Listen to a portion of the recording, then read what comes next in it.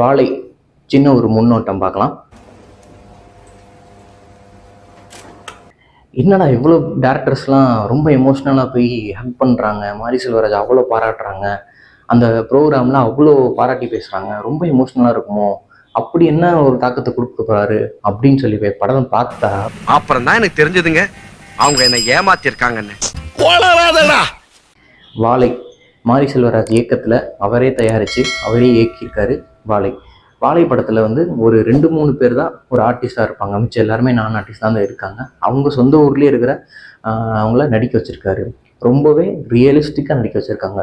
இதுக்கு முன்னாடி அவங்க கேமரா பார்த்துருப்பாங்களா இல்லையான்னு கூட தெரியாது. அவங்க ஊர் மக்கள் அந்த ஊர் மக்களாகவே வாழ்ந்து நடிச்சிருக்காங்க. இந்த படத்தோட ஒன்லைன் பார்த்தீங்கன்னா, சிவனஞ்சன் அப்படின்னு ஒரு மெயின் கேரக்டர் சின்ன பையன் வரான். அவனுக்கு ஒரு ஃப்ரெண்டு சேகர்னு ஒருத்தர் இருக்கான்.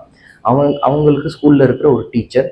இதை சுற்றி தான் கதை நடக்குது. அவங்க ஊர் வழக்கம் என்ன அப்படின்னா, வியாபாரிக்கிட்ட முன்கூட்டியே அட்வான்ஸ் முன்பணம் வாங்கி, எங்கள் வீட்டில் 2-3 பேர் இருக்காங்க, 2-3 பேர் கண்டிப்பாக காய் பறிக்க வருவாங்க, காய் சுமக்க வருவாங்க அப்படின்ற மாதிரி சொல்கிறாங்க.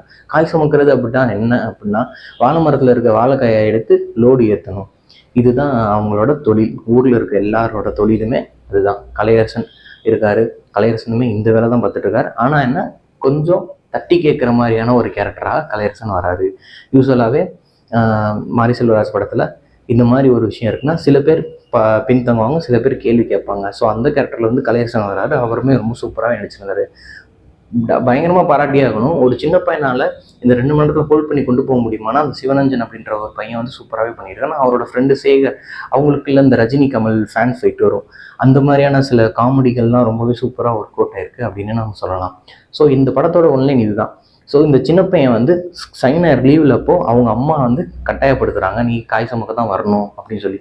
ஸோ அது பிடிக்காத சிவனஞ்சன் வேலை பார்க்காம ஓட முடியுமா, அவளை ஓடிட்டு இருக்கான். ஸோ இதனால ஒரு கிளைமேக்ஸில் ஒரு பெரிய இன்சிடென்ட்லேருந்து சிவனஞ்சன் தப்பிக்கிறான். இதுதான் வாழை. ஃபார் எக்ஸாம்பிள் மகாராஜா எடுத்துக்கோங்களேன். அந்த படத்தில் வந்து ஃபர்ஸ்ட் ஒரு லாரி சீன் வரும். லாரி வந்து வீட்டை அடிச்சு அதில் தான் ஒய்ஃபு, விஜய் சேதுபதியோட ஒய்ஃபு, குழந்தைங்களாம் சாவாங்க. ஸோ அந்த படத்தில் இருக்க அந்த லாரி வர்றது ஏன்னா வந்துச்சு இழுச்சிச்சு அப்படின்ற மாதிரி தான் இருக்கும். பட் அது வந்து பெருசாக நமக்கு ஒரு மைனஸாக தெரியாது. ஏன் அப்படின்னா, அந்த படத்தோட ஸ்க்ரீன் பிளே வந்து அவ்வளோ பயங்கரமாக இருந்துச்சு.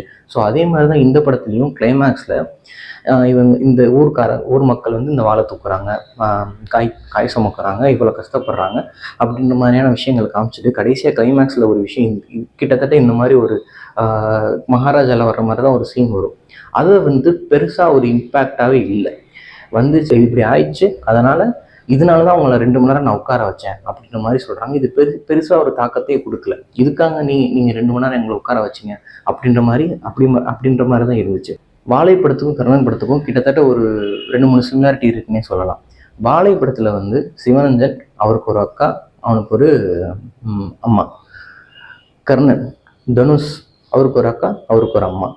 கர்ணன் படத்தில் நிறைய அனிமல்ஸ் ரெஃபரன்ஸ் இருக்கும், இந்த படத்துலையுமே நிறைய அனிமல்ஸ் ரெஃபரன்ஸ் இருக்குது.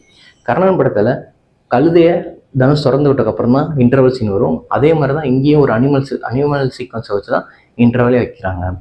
ஸோ கர்ணன் படத்தில் ஏன் இது ஒர்க் ஆச்சு, இந்த படத்துல ஏன் இது ஒர்க் ஆகலை அப்படின்னா, கர்ணன் படத்தில் நிறைய புதுசான ஷார்ட்ஸ், இந்த பறவைகளை வச்சு, இன்செக்ட்ஸை வச்சு, அனிமல்ஸை வச்சு நிறைய புது ஷார்ட்ஸ் காமிப்பாங்க. நமக்கு ஃபஸ்ட் டைம் பார்க்கும்போது அது இன்ட்ரெஸ்ட்டாக இருந்துச்சு. போக போக என்ன தான் சலிப்பு தன்மை இருந்தாலும் அது சந்தோஷ் நாராயண் பேக்ரவுண்ட் ஸ்கோர்னாலையும் தனுஷ்ன்ற முகம்னாலேயும் நமக்கு வந்து சலிக்காமல் போயிட்டு இருந்துச்சு. அதெல்லாம் இங்கே இல்லை. சந்தோஷ் நாராயணோட பேக்ரவுண்ட் ஸ்கோரே பயங்கரமாக ஒர்க் ஆகலை அப்படின்றதான் இங்கே உண்மை.